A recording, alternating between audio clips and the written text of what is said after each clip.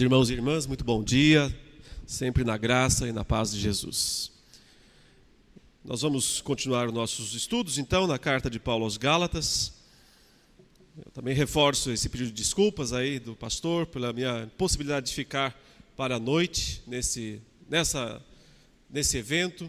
Esse ano foi muito sobrecarregado, como eu fiquei muito tempo fora do Brasil, a minha agenda ficou super achatada nesses poucos meses que eu acabei aqui ficando nesse final de ano, e aí eu tive que conciliar um monte de coisa para não precisar ter que cancelar.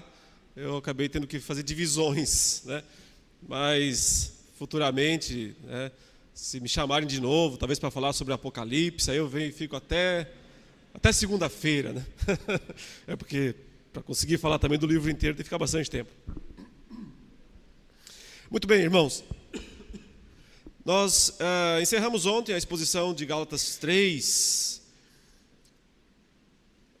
os versículos 21 e 22, eu só vou ler eles para resumir então o que nós já falamos, e aí entrar na sequência do versículo 23 para frente. Gálatas 3, 21 diz: é porventura a lei contrária às promessas de Deus? De modo nenhum. Porque se fosse promulgada uma lei que pudesse dar vida, a justiça, na verdade, seria procedente de lei. Mas a Escritura encerrou tudo sob o pecado, para que, mediante a fé em Jesus Cristo, fosse a promessa concedida aos que creem. Então, desse modo, Paulo concluiu o raciocínio até aqui, a argumentação bíblica. Ele foi resgatar Abraão como um estudo de caso, para mostrar que o pai da nação hebraica foi justificado pela fé e não pelas obras.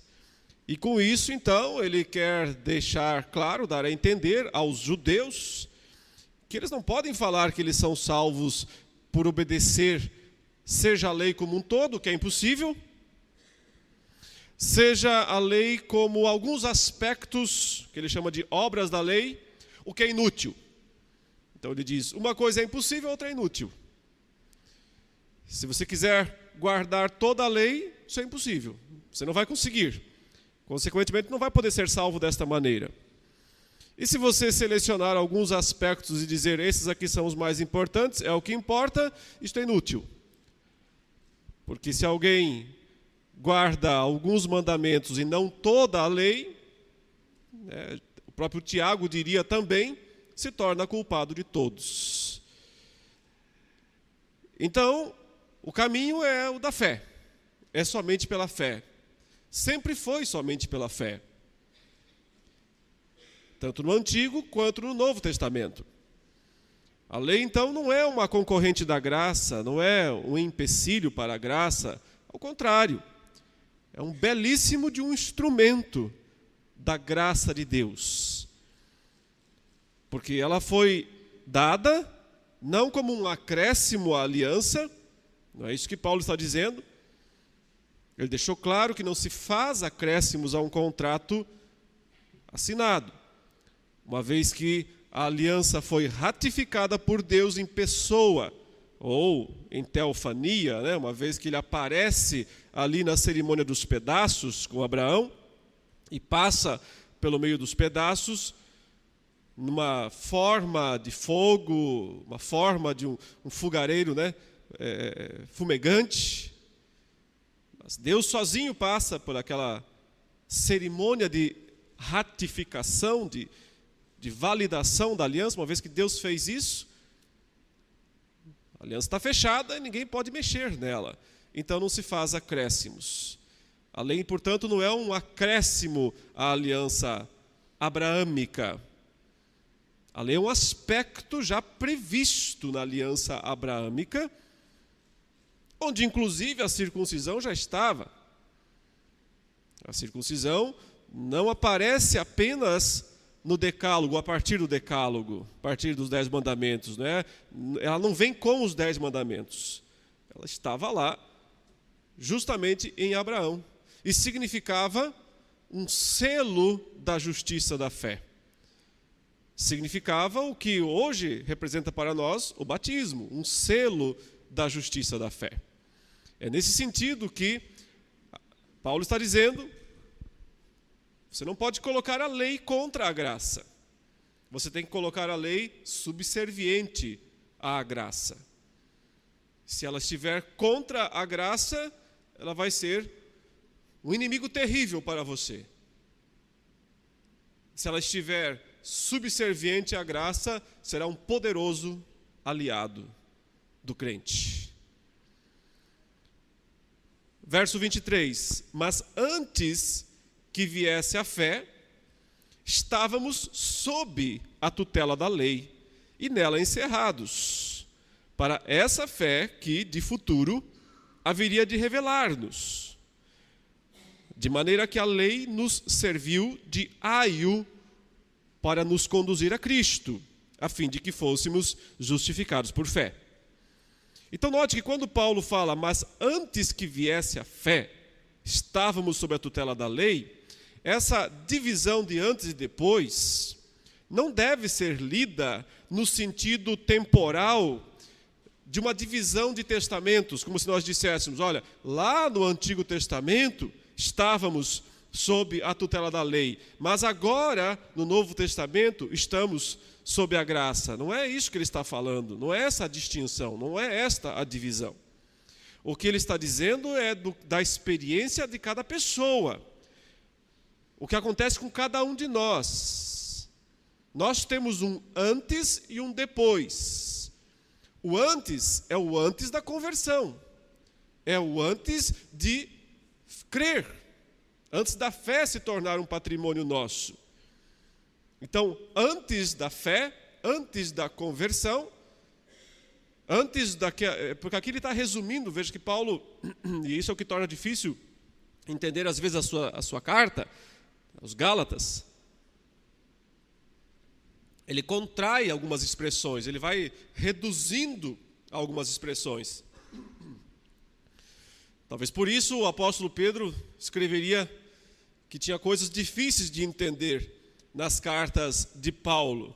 E a impressão que eu tenho é que ele está falando de Gálatas, explicitamente, quando ele fala isso.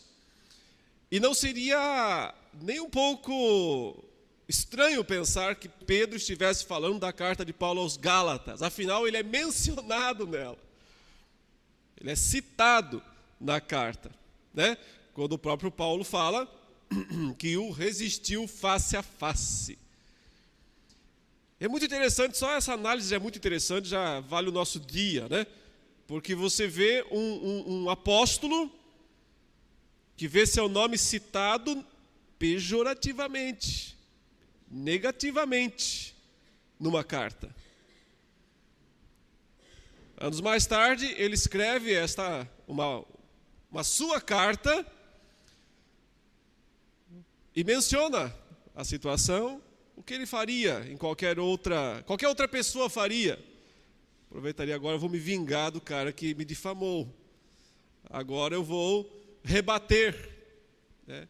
E, no entanto, quando homens são de fato guiados pelo Espírito de Deus, e eles têm a preocupação da verdade acima do ego, e isso é raro, mas quando os homens de fato são guiados pelo Espírito de Deus, e têm a preocupação de que a verdade esteja em cima do ego, acima do ego, eles têm a coragem de dizer, Paulo estava certo e eu estava errado.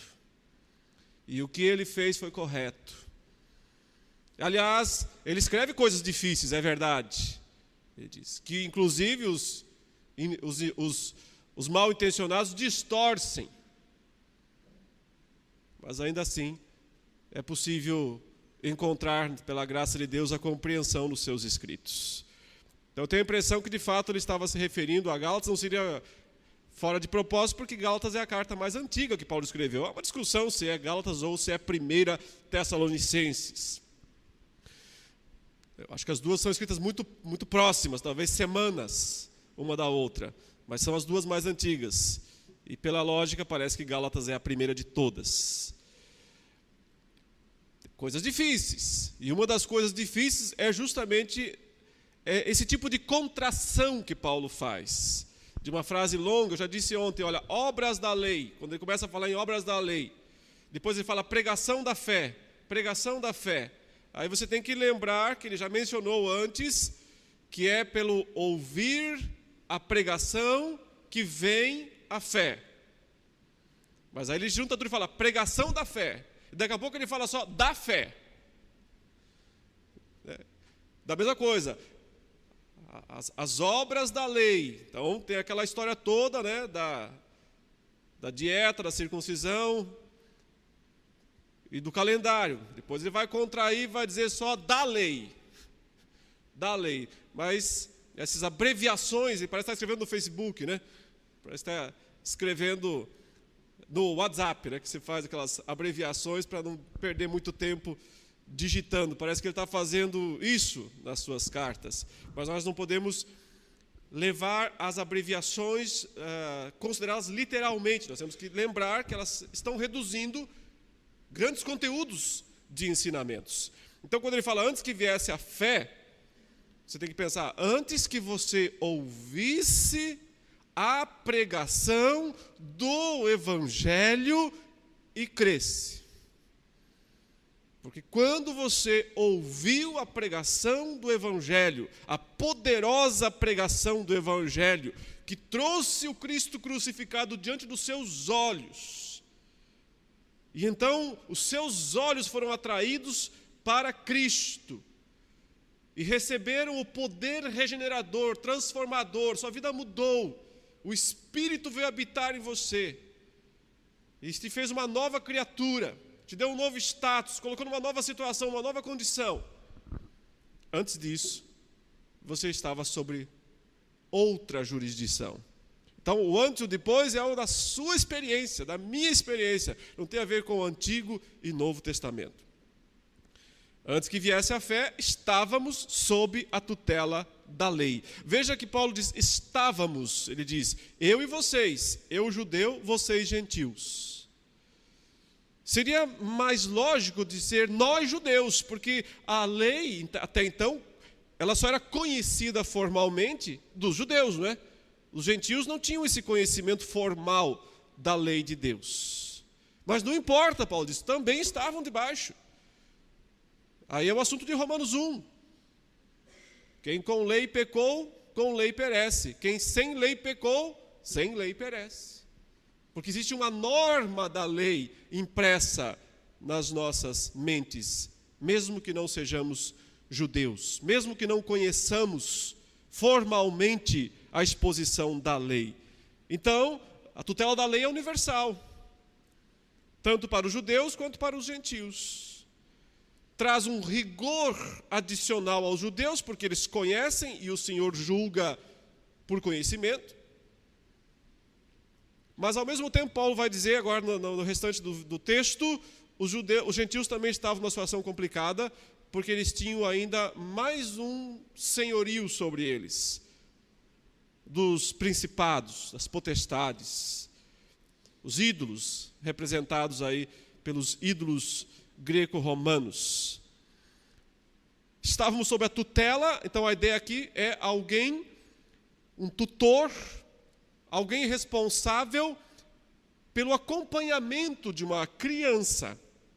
A figura é de uma criança que precisa crescer, mas até que ela alcance a maioridade ou a maturidade, ela precisa estar debaixo deste tutor. E esse tutor, então, foi a lei, Paulo diz. Nela encerrados, você pode traduzir isso como sendo nela encarcerados. Ou seja, aprisionados. Uma prisão, portanto, que tem um aspecto, então, negativo, justamente porque a lei é a força do pecado.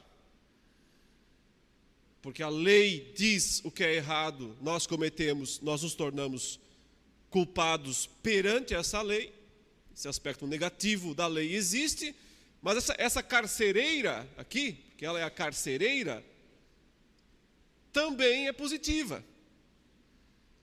Porque ela nos guardava, de certa maneira ele está falando, ela nos aprisionava para um dia nos entregar a Cristo.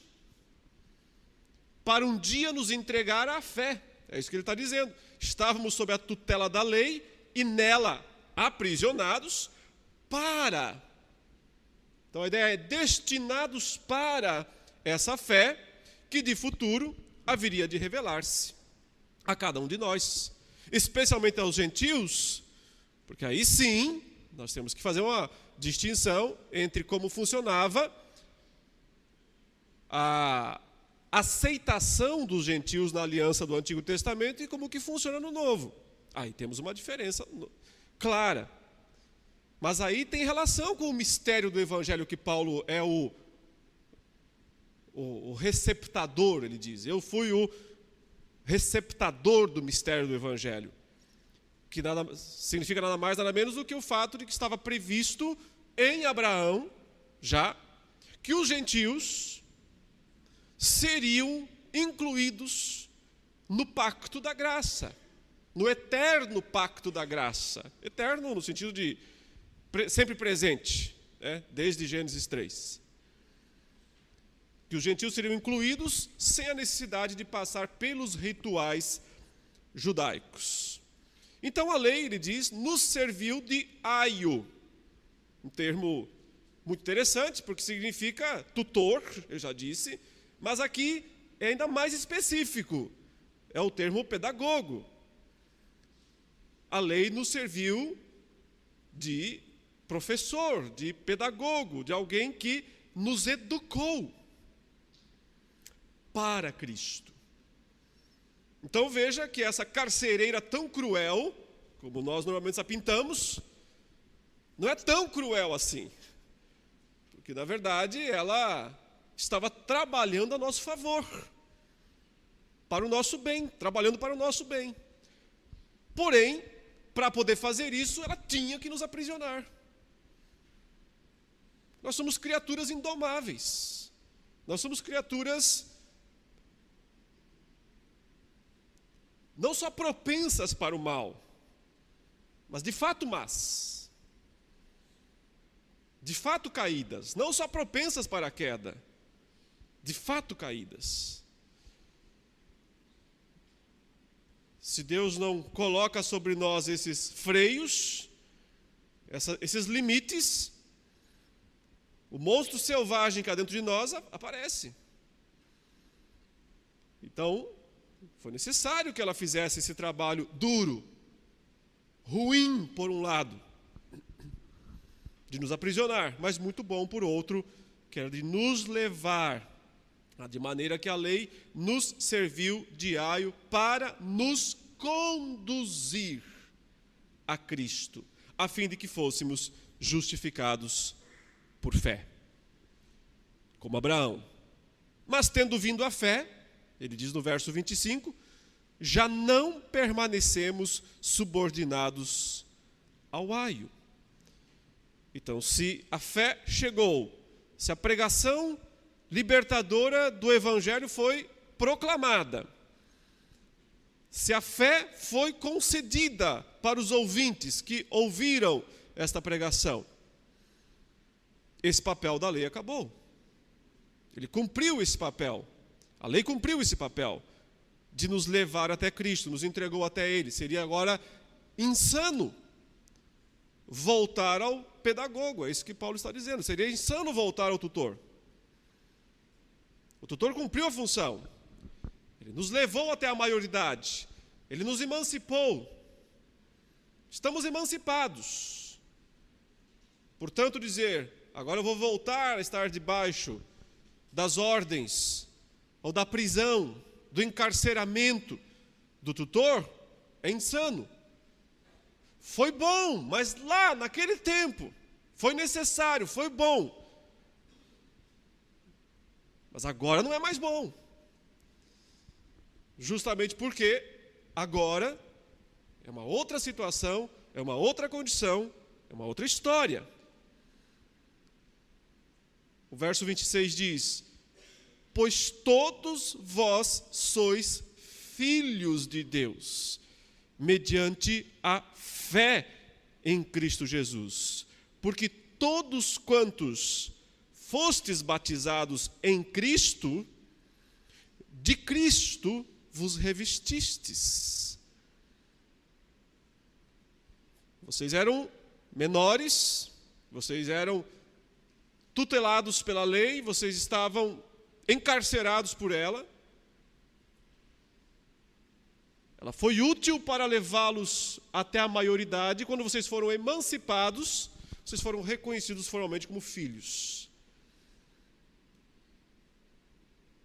Adotados, podíamos dizer, mas reconhecidos formalmente como filhos de Deus. Se são filhos, a ideia agora são maiores. Tem maioridade legal. Filho do dono, filho do dono da casa, filho de Deus, que é o conceito que ele vai daqui a pouquinho explorar mais, no capítulo 4.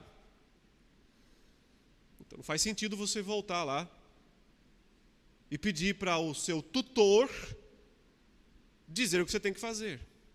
Especialmente, você tem que sempre lembrar que Paulo tem em mente aquelas 3 coisas que estão sendo exigidas. Senão você não consegue ver o alvo no que ele está atirando. Ele não está atirando num alvo amplo.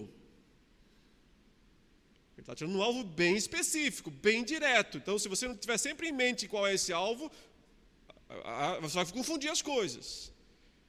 Ele está atirando naquelas 3 coisas que os judaizantes estão exigindo dos judeus, ou melhor, dos gentios recém-convertidos. E o que Paulo está dizendo é que se fizer isso, está voltando ao tutor. Está voltando a se submeter ao pedagogo, que já foi embora, já cumpriu a função, já entregou você, pronto, já fez seu trabalho. E, portanto, isso é uma incoerência e um grave risco, um grave perigo, como ele vai abordar na sequência. Nós somos filhos de Deus, ele diz, nós somos maiores, nós somos legalizados, nós fomos reconhecidos como filhos de Deus mediante a fé. Não as obras da lei, mediante a fé em Cristo Jesus. E aí ele acrescenta, ele entra com o batismo e nos mostra quão importante é o batismo.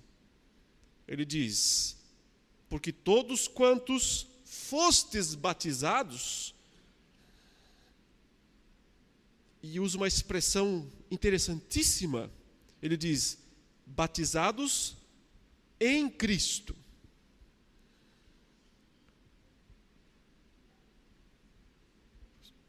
Mas a preposição que ele usa uma preposição no grego. Literalmente significa para Cristo. Mas fica estranho traduzir, né? Todos que fossem batizados para Cristo. Por isso que a tradução coloca em, mas não é no sentido de... É no sentido de para dentro de Cristo. Porque é o sentido de ser incluído em Cristo. De ser identificado com Cristo. Aquilo que Paulo diz que aconteceu com ele. Deus revelou Cristo em mim. Agora não sou eu quem vive, Cristo é quem vive em mim. Enxertado em Cristo, colocado em Cristo. Na velha aliança, esse era o papel da circuncisão. A circuncisão fazia exatamente isto. Quando alguém era circuncidado, estava incluído na aliança. Vamos dizer assim que a circuncisão era você pegar o contrato que Deus já assinou, já reconheceu firma, já fez tudo o que era necessário, não você. Agora você pega e assina também. É a sua assinatura. Ela não está... Com essa assinatura você não está colocando cláusula ou tirando cláusula, só está dizendo esse contrato vale para mim. A circuncisão era essa marca. Ela caiu fora, ela não existe mais. Mas nós ainda continuamos tendo um ato de adentrar, um ato de ser incluído em. E justamente esta cerimônia é o batismo. O batismo é esse momento, ele diz, como algo espiritual, não como um ritual puro e simples. Como algo espiritual que ele representa de fato. se nós fomos batizados para Cristo, em Cristo, ele diz, de Cristo vos revestistes. O que a circuncisão fazia? A circuncisão, simbolicamente, ela cortava algo, um pedaço do corpo. A circuncisão é uma cerimônia de purificação, ela simboliza a purificação no sentido de tirar a impureza, cortar fora. E nesse sentido ela era provisória e incompleta. O batismo, ele faz algo tremendamente maior, superior. Ele diz, ele nos completa. Porque Cristo nos reveste. Nós passamos a ser revestidos de Cristo. Ou seja, em vez de perder pele, nós recebemos uma pele completa. Cristo nos reveste por completo através do batismo. Por isso o batismo cumpre uma função muito mais elevada na aliança da graça.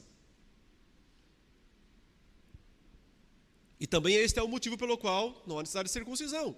Se você já tem uma cerimônia muito mais aperfeiçoada, por que você vai praticar a cerimônia incompleta, imperfeita? De Sartre, ele diz, verso 28, não pode haver judeu nem grego, nem escravo nem liberto, nem homem nem mulher. Veja, porque mulheres não eram circuncidadas. Uma cerimônia específica para o homem. É claro que as mulheres eram afetadas diretamente pela circuncisão, porque elas ou casavam-se com um homem circuncidado ou eram filhas de pais circuncidados. Então, a bênção ia para elas indiretamente. Mas agora é direto, Paulo está dizendo. Acabou toda a barreira, acabou toda a separação entre os povos. Não tem mais essa questão de judeu e gentil. É um só corpo, é um só povo. Manter a divisão no Novo Testamento entre judeu e gentil é tentar reconstruir um muro que Cristo derrubou com um esforço tremendo. O esforço do seu próprio sangue. O esforço da sua própria cruz. Há um risco grave de anular a cruz de Cristo, quando se insiste numa separação radical. Observe que ele diz, não pode mais haver judeu nem grego. A prática da circuncisão, do calendário da dieta judaica, mantinha a separação. Por isso que deu o problema lá quando Pedro chegou. Quando Pedro chegou, quando os judaizantes chegaram e viram Pedro comendo com os gentios. E aquilo produziu uma reação de afastamento.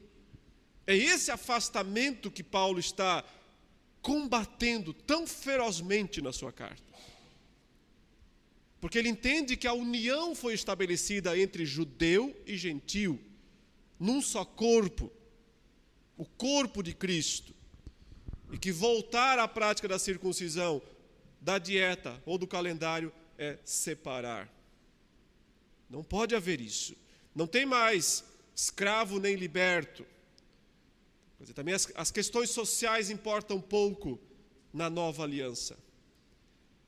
Não há acepção de pessoas, neste sentido. E nem homem, e nem mulher. Agora observe que ele está falando aqui de questões soteriológicas, questões salvíficas. Ele não está discutindo ideologia de gênero, pelo amor de Deus. Não tem nada a ver com isto. Fala, não tem nem homem, nem mulher. O que ele está dizendo apenas é, Deus salva os dois exatamente da mesma maneira. Homens e mulheres têm acesso exatamente à mesma graça e recebem a mesma marca, a marca do batismo. E nem sequer ele está tratando de distinção de funções. Esse texto não vale para justificar uma igualdade de funções. É um uso errôneo da passagem. Não está falando sobre isso. Se você quer ver sobre funções, tem que ir para outros textos da palavra de Deus. Aqui a questão pura e simples é: a marca é para todos. A marca da aliança, o batismo, é para todos, porque toda separação que poderia e que existia na antiga aliança simplesmente acabou. Porque todos vós sois um em Cristo Jesus. Porque vocês foram colocados nele, batizados para ele, batizados dentro dele, incluídos no corpo de Cristo. Só tem um corpo, não tem dois. Só tem uma igreja, não tem duas. Incluídos no corpo, só há um Deus, só há um Pai, só há um batismo, só há um Senhor. Todos incluídos num corpo, só há um corpo. A distinção que às vezes se faz também dentro de muitas igrejas, que fazem uma divisão entre batismo de uma forma e batismo de outra. Estou falando do batismo do Espírito. E dizem, um grupo de cristãos já foi batizado com o Espírito Santo, o outro grupo de cristãos ainda não foi batizado com o Espírito Santo. Isso significa reconstruir o muro. Isso significa dividir a igreja entre dois corpos. É tão errado quanto. E aí o argumento está lá em 1 Coríntios 12, quando ele diz: porque em um só corpo todos vocês foram batizados. Todos. Ou seja, se uma pessoa não foi batizada com o Espírito Santo, não significa que ela é um membro de segunda classe do corpo de Cristo.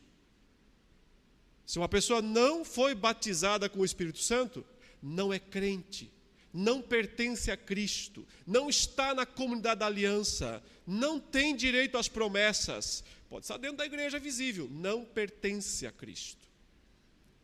Não tem duas categorias de crente. Se há duas categorias de crente, dividiu o corpo. Ofende as chagas de Jesus, esse raciocínio. Ofende o sofrimento de Cristo, esse tipo de raciocínio. Todos vocês são um em Cristo Jesus. E se sois de Cristo, ele volta ao começo, também sois descendentes de Abraão. Eu comecei essa história com Abraão, falando de Abraão, que ele foi justificado pela fé, que tem que viver pela fé. Então, é desse modo que vocês herdam a promessa feita a Abraão, de receber o Espírito. Note que a partir aqui do capítulo 3, ele já começou a mencionar o Espírito, várias vezes.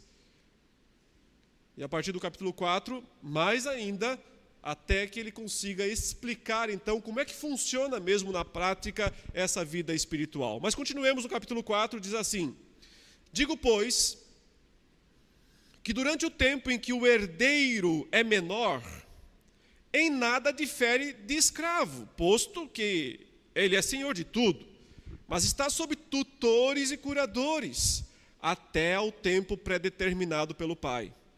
Assim também nós, quando éramos menores, estávamos servilmente sujeitos aos rudimentos do mundo. Vindo, porém, a plenitude do tempo, Deus enviou seu Filho, nascido de mulher, nascido sob a lei, para resgatar os que estavam sob a lei, a fim de que recebêssemos a adoção de filhos. E porque vós sois filhos, enviou Deus ao nosso coração o Espírito de seu Filho, que clama, Abba, Pai. De sorte que já não és escravo, porém filho, e sendo filho, também herdeiro por Deus. Veja que Paulo retoma aqui o assunto que ele já começou a falar. Ele falou já sobre o pedagogo, ele falou sobre a função da lei, de guiar a criança, o menor, até que ele alcance a maioridade, até que ele seja emancipado. E agora ele retoma essa ilustração, essa figura, mas para dar alguns detalhes adicionais. Ele diz: sabe por que eu falei que vocês estavam encarcerados debaixo da lei? Antes de ouvirem a pregação da fé, antes de experimentarem a conversão, é porque funciona assim mesmo. Durante o tempo em que o herdeiro é menor, num aspecto ele não é diferente do escravo. Ele está na mesma condição. Um é filho legítimo, o outro é escravo. Mas ali no dia a dia a diferença é pequena, porque o filho legítimo não tem direito de exigir nada, porque ele é menor. Isso é uma questão da legalidade judaica, né? Não está falando de como é que pais e filhos se relacionam no século 21. Está falando dos aspectos legais do direito à herança daqueles dias. É esse costume aí que ele está evocando aqui, dizendo: é assim que funciona, o herdeiro menor nada difere do escravo. Isso era assim no judaísmo e também no mundo greco-romano. Não era uma exclusividade do judaísmo. No mundo greco-romano funcionava assim também. Uma certa igualdade entre um escravo e um filho, até que o filho fosse emancipado. Quando sim, esse filho alcança a maioridade, muda tudo. Nesse momento ele passa a ser senhor da casa. Mas o escravo nunca será senhor da casa. O escravo sempre será um escravo até a morte, a menos que ele seja liberto, a menos que ele seja alforriado. É interessante que Paulo vai usar daqui a pouco essa figura da libertação também para dizer: mas nós também éramos escravos de certa maneira. É interessante como ele mistura as metáforas. E se a gente não prestar atenção, a gente se perde nesses entrecruzamentos de metáforas. Mesmo sendo senhor de tudo, por herança, por ser um herdeiro, ele diz, mas ele, enquanto é menor, ele não tem direito a agir. Por quê? Porque ele está sob tutores e curadores. Ele está debaixo de administradores. Alguém administra a casa. E é curioso que, no mundo romano, muitas vezes, esse administrador era um escravo. Um escravo que administrava a casa do Senhor. No mundo judeu, isso era mais raro. Mas eram muitos casos no mundo romano. E mesmo assim, o filho, nesse caso, estava até mesmo abaixo do escravo. É isso que ele está dizendo. Mesmo sendo filho. Agora, quando ele é emancipado, tudo muda. Está sob tutores e curadores até ao tempo pré-determinado do pai. Quem define quando é que o filho deixa de ser menor e passa a ser maior? Para nós, a idade, né? Porque a sociedade, o Brasil, vários países, estabelecem uma idade. Eles dizem, quando completa 18 anos, passa a ser maior de idade. No caso do judaísmo, tinha a ver com a vontade do pai. É o pai que decidia isso. Ou seja, não tem uma idade mágica. Quando o pai quer, quando o pai determina, o pai quem diz, a partir de tal momento, tal idade, você está apto para exercer o senhorio sobre a casa. A vontade primordial aqui não é da pessoa e nem é uma idade mágica, mas é a vontade do Pai. Assim também nós, ele diz verso 3, quando éramos menores, estávamos servilmente sujeitos aos rudimentos do mundo. Observe que ele já disse que nós estávamos encarcerados pela lei e que ela foi nossa pedagoga, ela foi nossa tutora, mas agora ele acrescenta novos tutores.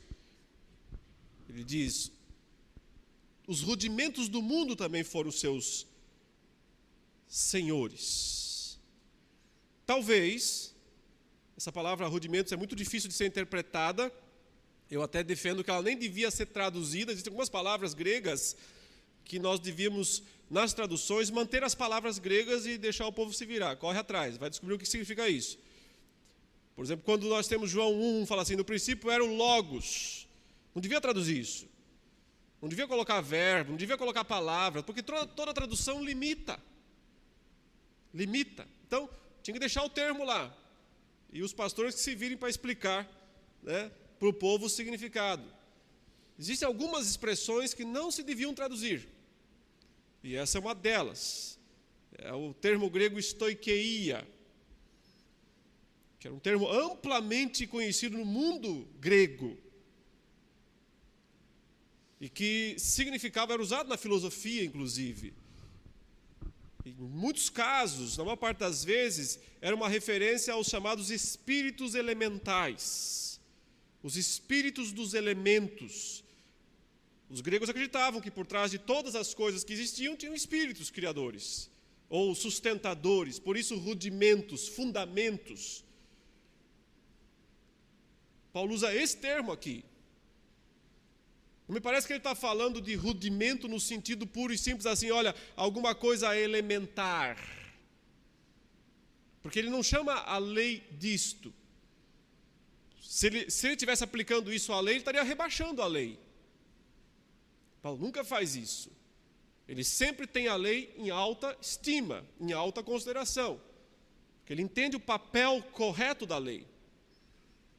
Então me parece que aqui essa expressão, esse termo, nada mais é do que uma referência, sim, aos demônios, aos principados e potestades.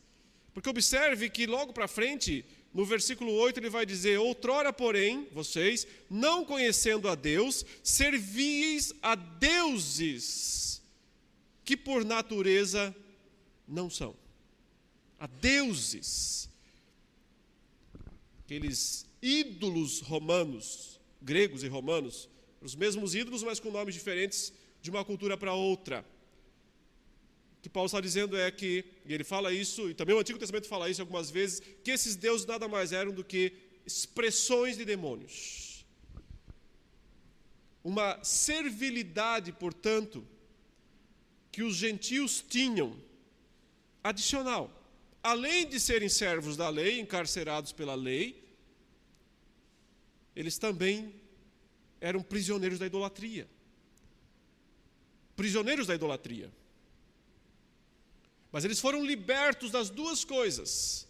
Libertos da tutela da lei, mesmo que enquanto apenas uma norma na consciência deles, mas eles foram libertos dessa tutela, e foram libertos de algo muito mais instrumental, de algo muito mais prático na vida deles, as estoiqueias, ou os ídolos, ou quem está por trás dos ídolos, os deuses, ou quem está por trás dos deuses, os demônios, os principados, as potestades.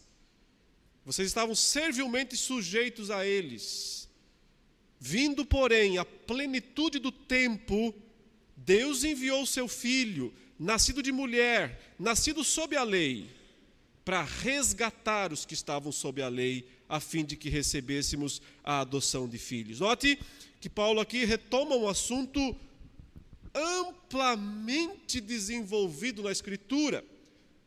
Me atrevo a dizer que talvez seja o mais desenvolvido dos assuntos da Escritura, que tem tudo a ver com a aliança, tem tudo a ver com o pacto de Deus com o seu povo, que é a guerra das sementes, a guerra das descendências. Sobre isso eu trabalho naquele livro, A Grande Batalha Escatológica, se alguém quiser olhar melhor o assunto. Eu não tenho tempo aqui de falar muito sobre isso. Mas Paulo vai a esse ponto aqui, ele já falou do descendente prometido, que era Isaac? Não, que era Jesus. Faz a ponte de Isaac para Jesus. Ele destaca esse aspecto da guerra das descendências, da guerra da semente. E aqui especificamente ele diz, o que veio nos libertar, aquele que veio nos libertar, é ninguém mais, ninguém menos, do que o filho da mulher. Quem é essa mulher? Eva, quando Deus disse, o filho dela vai ferir a cabeça dos rudimentos desse mundo, vai ferir a cabeça de Satanás, vai humilhar, vai expor ao ridículo os principados e potestades. Ele só dá um vislumbre aqui disto. Mas quando você dá, é como se ele fizesse um rasgo aqui e diz, olha aqui para dentro, tem coisa grande demais aqui por trás. Não dá tempo de trabalhar na carta isso, e fará isso em outras cartas. Mas ele está dizendo, o drama é muito maior do que vocês conseguem ver. O drama pactual é muito maior do que vocês enxergam, a uma primeira vista, com essa preocupação limitada, com essa cegueira que vocês receberam quando os judaizantes chegaram para aí dizendo, olha, tem que circuncidar, precisa guardar a dieta judaica, precisa guardar o calendário judaico. Quando vocês fizeram isso, vocês ficaram cegos, vocês não conseguem ver o que está por trás, a grandeza dos atos de Deus, a grandeza dessa batalha, dessa guerra escatológica que se desenvolve e que se consuma quando na plenitude do tempo vem o filho nascido da mulher e ao mesmo tempo nascido sob a lei, ou seja, aquele que é o herdeiro, aquele que é o descendente prometido, aquele que é o grande filho, que por natureza então não tem nenhuma necessidade de submeter à lei, ele vem e se submete, se coloca abaixo, debaixo da lei, com um propósito claro, para resgatar, pagar o resgate, pagar o preço. Por isso que agora a ilustração do escravo volta para nós. Aplica-se a nós também. Foi necessário pagar um preço para libertar um prisioneiro, para libertar um escravo, para resgatar os que estavam sob a lei, a fim de que recebêssemos a adoção de filhos. E porque vós sois filhos, então, agora a confirmação, mudou o nosso status, alcançamos a maioridade, fomos libertos da tutela da lei, fomos libertos dos principados, dos rudimentos desse mundo. Estamos livres, Paulo fala. Filhos legítimos, adotados, mas legítimos também. Porque o filho legítimo é Cristo, nós estamos nele. Senhores sobre a nossa própria casa. Não mais menores, não mais semelhantes a escravos. Senhores sobre a nossa própria casa. Essa é a nossa situação, herdeiros. E a grande evidência, o fator decisivo de toda essa história é o Espírito. O Espírito. Deus enviou ao coração de vocês o Espírito. Uma das coisas que o movimento pentecostal foi útil e continua sendo para os reformados é justamente prestar mais atenção ao Espírito. Se você pega, apesar de todas as distorções, mas se você pega os comentários mais antigos da carta aos Gálatas, de gente muito boa, de grandes scholars, de grandes eruditos bíblicos, você quase não vê menção à obra do Espírito nessas obras, nessas cartas. Quase não percebe. É impressionante como alguém consegue estudar Gálatas sem ver isso, sem perceber a importância, o papel, a função do Espírito Santo.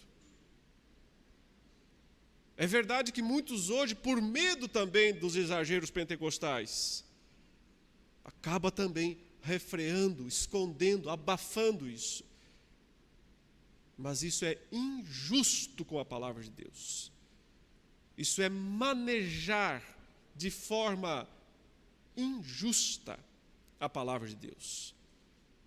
Quem estuda Gálatas não pode fechar o olho para a realidade do Espírito Santo na vida dos crentes, como grande evidência da maioridade legal deles, como grande evidência da sua independência dos principados e potestades e da própria tutela da lei.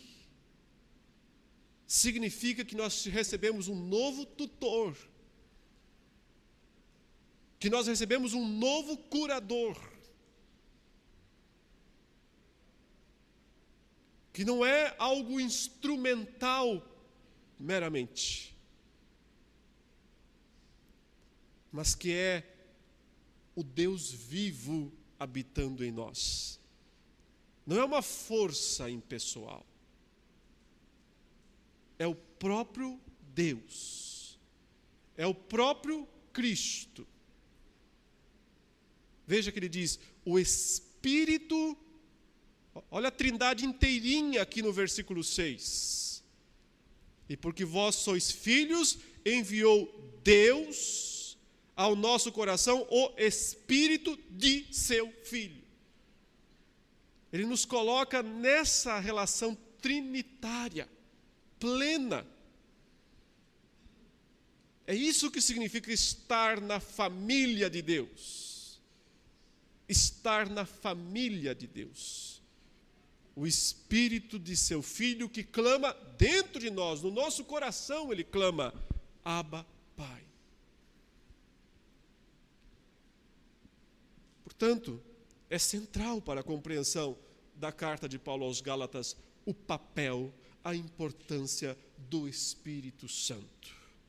Esse nosso novo tutor, que vem, habita em nós, nos sela, nos coloca na família de Deus e nos leva a clamar, Abba, Pai. De sorte que já não és escravo, passou esse tempo. Acabou isso, porém filho. E sendo filho, também herdeiro de Deus. Então como é que vocês estão voltando? Esse é o raciocínio de Paulo. E agora vocês estão preocupados com comida? E agora tudo que importa para vocês é datas? Tudo que importa para vocês agora é circuncisão? Outrora, porém, não conhecendo a Deus, servis a deuses que por natureza não são. Vocês eram escravos da idolatria, vocês eram servos, ele diz aí, da idolatria. Mas agora que conheceis a Deus, ou antes, sendo conhecidos por Deus, como estáis voltando outra vez aos rudimentos fracos e pobres, aos quais de novo quereis ainda escravizar-vos? Note que ele diz, então por que estão querendo voltar àqueles que foram seus senhores e que agora, perto da grandeza de Cristo, eles são fracos e pobres? Porque foram despojados por Jesus. Porque eles foram humilhados por Cristo. É o que fala Colossenses 2,15, e despojando os principados e as potestades, publicamente os expôs ao desprezo, triunfando sobre eles na cruz. Eles são pobres, eles são fracos, eles são insignificantes. Só que se vocês voltam à obediência de coisas antigas, vocês estão voltando a eles, em última instância. Se submetendo outra vez a eles. Olha o desabafo de Paulo nos versos 10 e 11.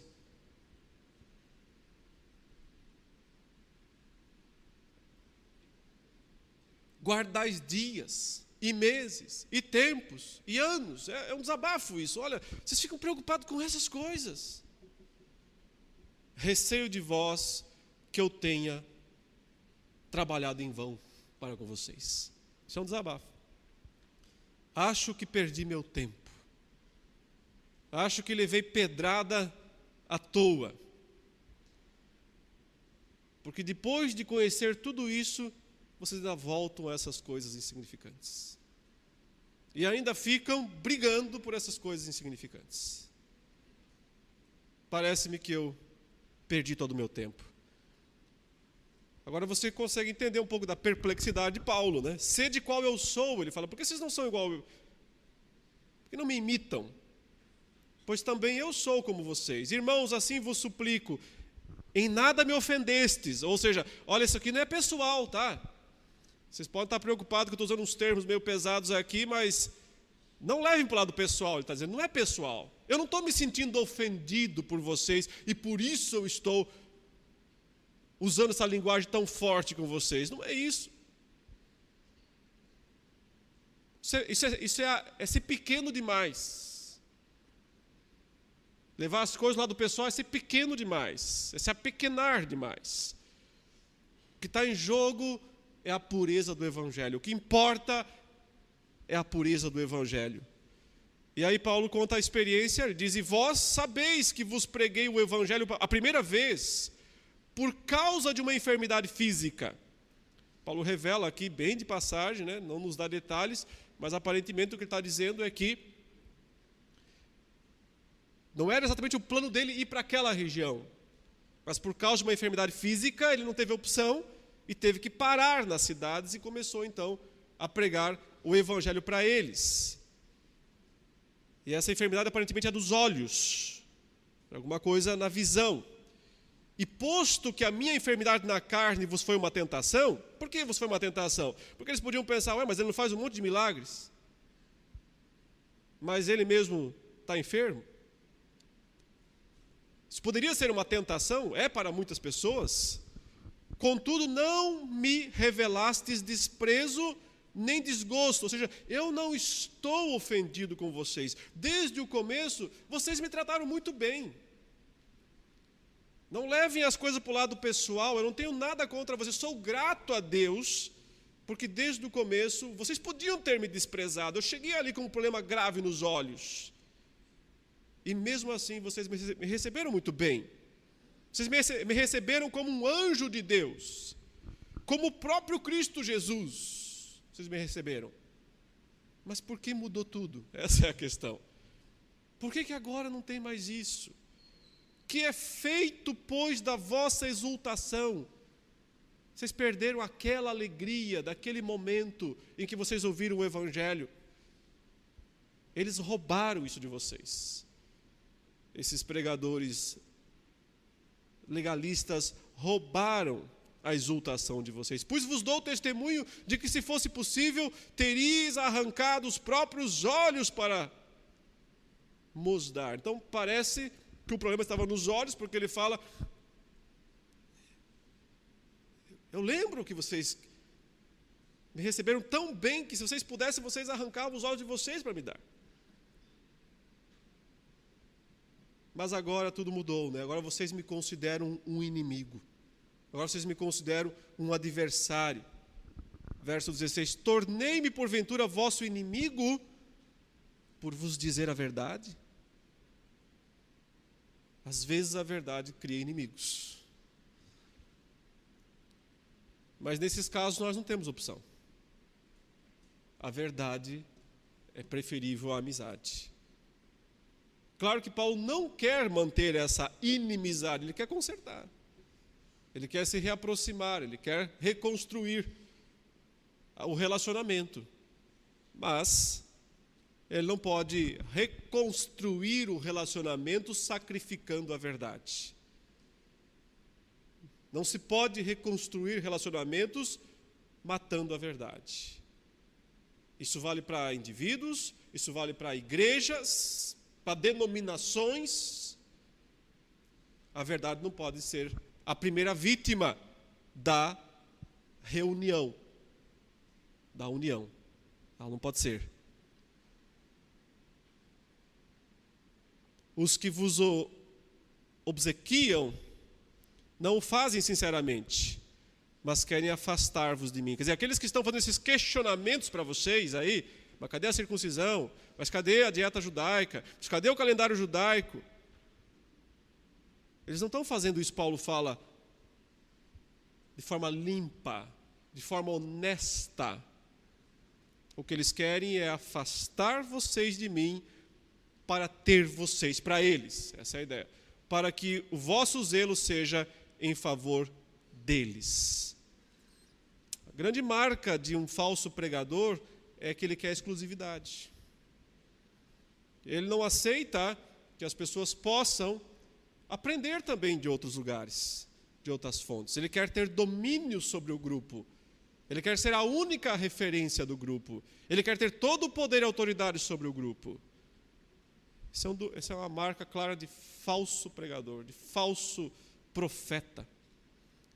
Paulo diz, era exatamente isso o que aqueles homens estavam fazendo. Olha que expressão aí do verso 19, né? Meus filhos, por quem de novo sofro as dores de parto. Ou seja, eu passei por aí, algum tempo atrás, levei pedrada por vocês, foi doloroso. O nascimento de vocês foi doído, não foi simples. Ele está usando uma ilustração como se ele fosse a mãe, né? Para vocês nascerem, eu sofri todas as dores de parto. Isso é o que o evangelista faz. O evangelista, quando vai evangelizar alguém, começa a sofrer dor de parto. Até que a pessoa nasce. Ele diz, só que no meu caso, é pela segunda vez. Eu já sofri essas dores lá atrás. E agora eu tenho que sofrer novamente essas dores por vocês. Ou seja, Paulo está dizendo, essa carta está sendo muito dolorosa de ser escrita. Está doendo muito escrever essas coisas.